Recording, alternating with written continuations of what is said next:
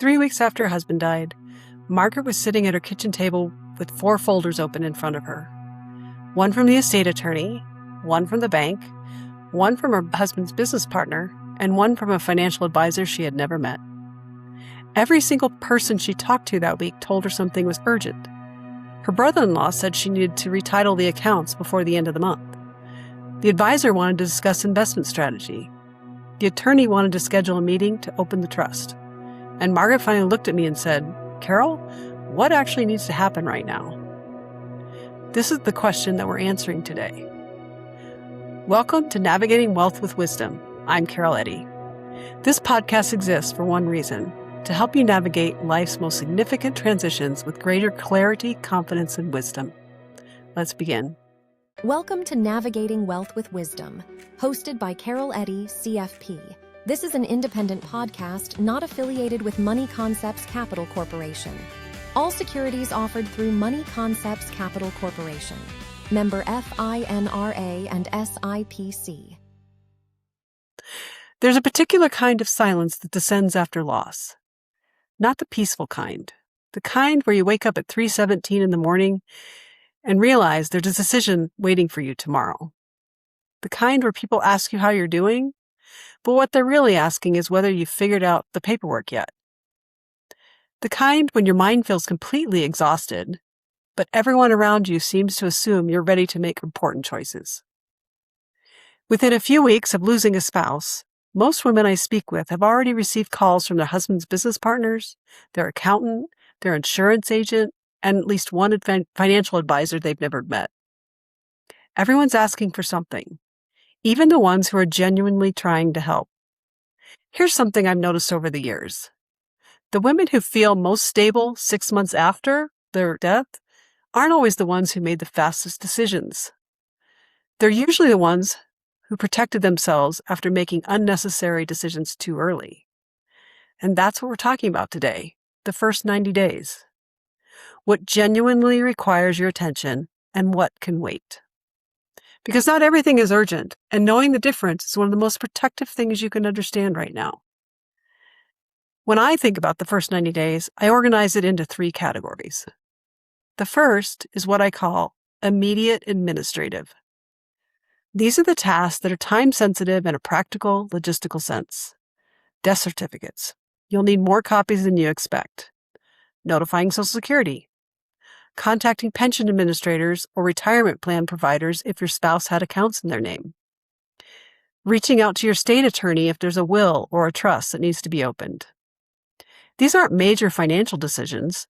They're administrative steps, and they do have deadlines. The second category is income and cash flow continuity. This matters more than most people realize. Maybe your husband's pension check used to arrive automatically every month. Maybe the electric bill has always been paid from an account you've never logged into. Maybe there's a life insurance claim that hasn't been filed yet. The transition from a 2-income structured household to a navigating finances on your own often creates gaps. Not because money is missing, because the systems your husband managed simply haven't been redirected yet. Understanding where your income is coming from, what automatic payments exist, and whether accounts are properly titled, that belongs in the second window. The third category is relationship orientation. This is where you take stock of who is advising you, what role each person plays, and whether the team around you is one you trust and understand. You don't have to make changes right now, but knowing who is who and feeling like you're allowed to ask basic questions without embarrassment matters a great deal. Now notice what's not on this list.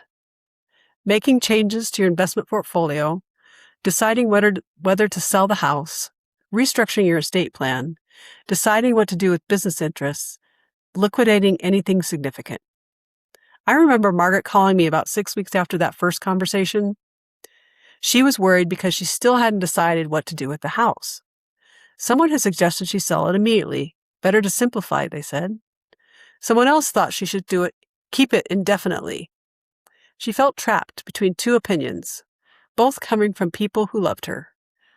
I asked her a simple question. Do you need to decide today? She paused, and then she said, no. That moment mattered. Because once she realized the decision wasn't urgent, she could finally think clearly about it. Those decisions benefit from clarity, and clarity tends to arrive more slowly than people expect. Here's the tension I see most often in the first 90 days. The pressure to act versus protection of waiting. How do you even know if something is actually urgent? Here's a question I'd invite you to ask whenever someone places a decision in front of you. Whose timeline is this, really?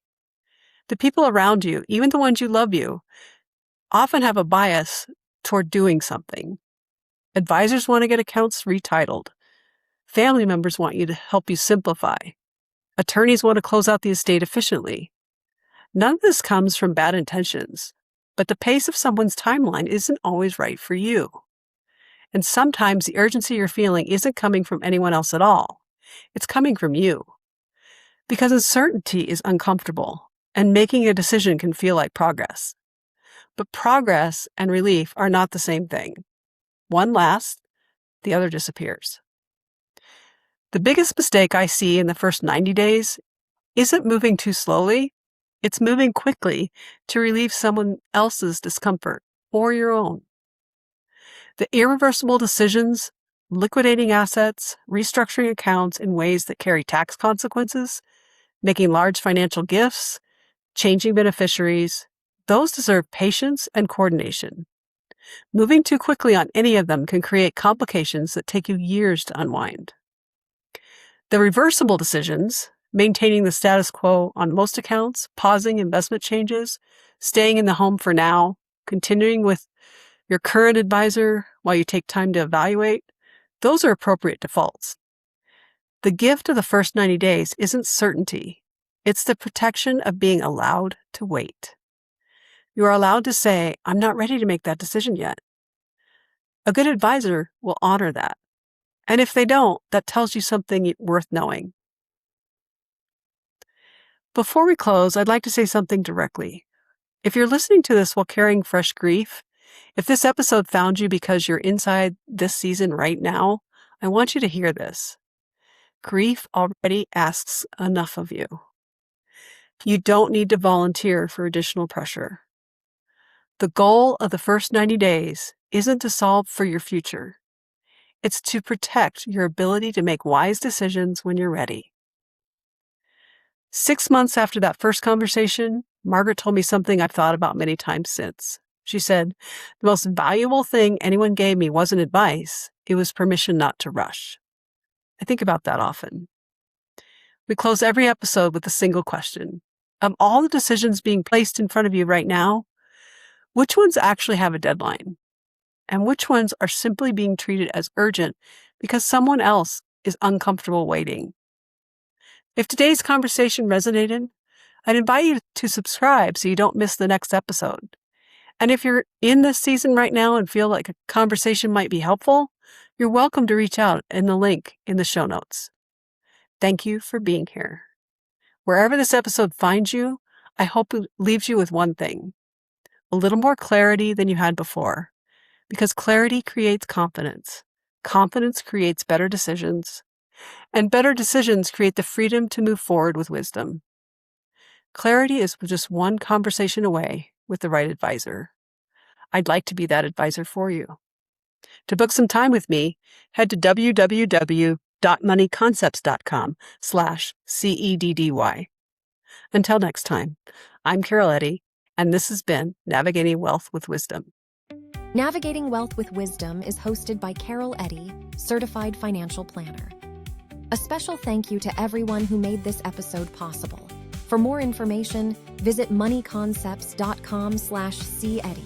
This is an independent podcast not affiliated with Money Concepts Capital Corporation. All securities offered through Money Concepts Capital Corporation. Member FINRA and SIPC.